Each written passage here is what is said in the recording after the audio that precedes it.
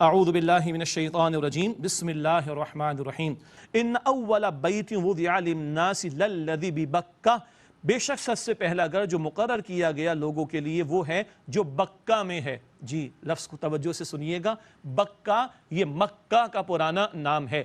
پہلے دن سے وہ اللہ کا گھر بیت اللہ شریف موجود، اور ایک رائے ابراہیم حضرت آدم علیہ السلام، ایک رائے ہے آدم علیہ السلام کے عہد میں انہوں نے تعمیر فرمائی اور اس دن سے یہ پہلا گھر اللہ سبحانہ وتعالیٰ کا مقرر ہے، اللہ تعالیٰ کی عبادت کے لیے جو لوگوں کے لیے مقرر ہوا۔ اس گھر کی برکات کا بیان، مبارکن برکت والا ہے، وہدی للعالمین اور تمام جہانوں کے لیے ہدایت کا باعث ہے۔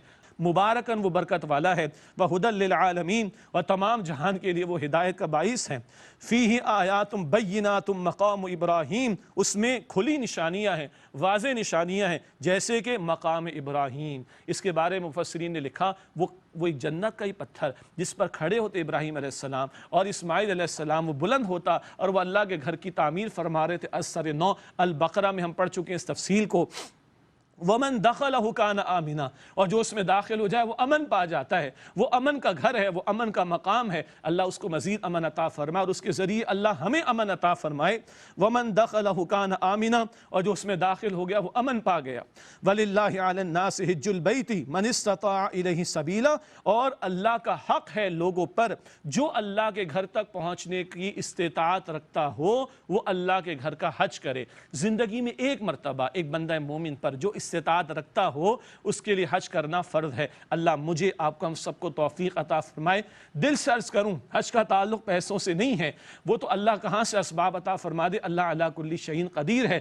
طلب ہونی چاہیے، تڑپ ہونی چاہیے، مانگنا چاہیے اللہ سبحانہ وتعالیٰ سے۔ فرمایا وَلِلَّهِ عَلَى النَّاسِ حِجُّ الْبَيْتِ مَنِ اسْتَطَاعَ إِلَيْهِ سَبِيلًا، اور اللہ کا حق ہے لوگوں پر، لوگوں کے ذمے جو اللہ کے گھر تک پہنچنے کی استطاعت رکھتا وہ اللہ کے گھر کا حج کرے۔ وَمَن كَفَرَ، اور جس نے کفر کیا، فَإِنَّ اللَّهَ غَنِيٌّ عَنِ الْعَالَمِينَ، تو بے شک اللہ تعالیٰ جہان والوں سے بے نیاز ہے۔ یہاں کفر سے مراد عملی کفر ہے، جو استطاعت کے باوجود حج نہ کرے عملاً کفر کر رہا ہے، استغفر اللہ۔ تو اللہ بے نیاز ہے جہان والوں سے، نہ کرو، تمہارا اپنا معاملہ ہے، اللہ کو تمہارے حج عمروں کی کوئی حاجت نہیں، استغفر اللہ اکبر۔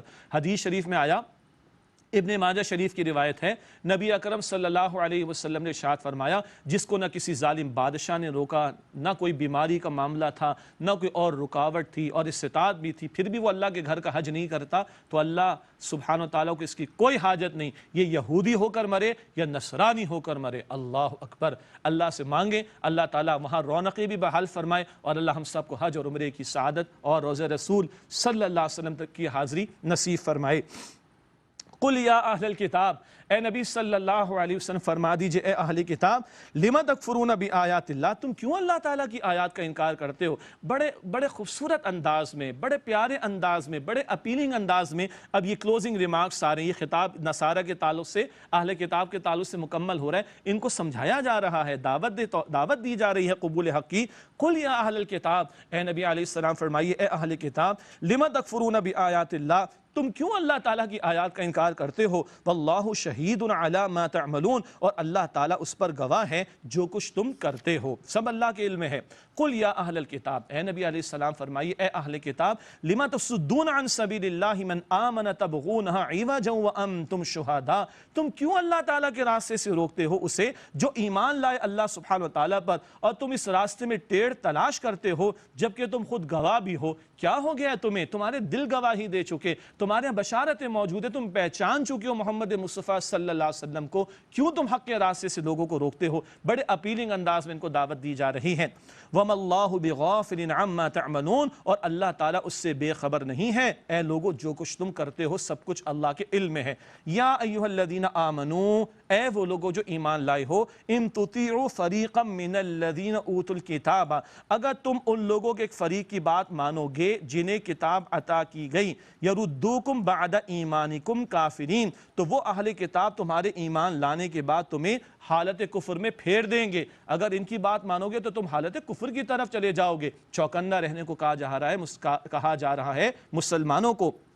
وَكَيْفَ تَكْفُرُونَ اور تم کیسے کفر کرو گے وَأَنْتُمْ تُتْلَى عَلَيْكُمْ آیات اللہ حالانکہ تم پر اللہ تعالیٰ کی آیات کی تلاوت کی جاتی ہے وَفِيكُمْ رَسُولُهُ اور تمہارے درمیان اللہ کے رسول صلی اللہ علیہ وسلم موجود ہیں. حق تمہارے سامنے ایمان والوں کھل کر آ گیا. تم تو مان چکے ہو. اگر تم اللہ پر ایمان مضبوط رکھو گے, نبی پاک علیہ السلام پر ایمان مضبوط رکھو گے, تو پھر ان کی سازشوں سے بچ سکو گے.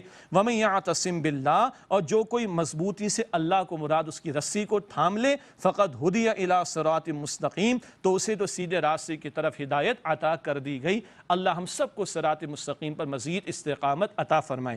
ناظرین کرام الحمدللہ یہاں تک پہنچ کر 10 رکوع سورہ آل عمران کے مکمل ہوئے.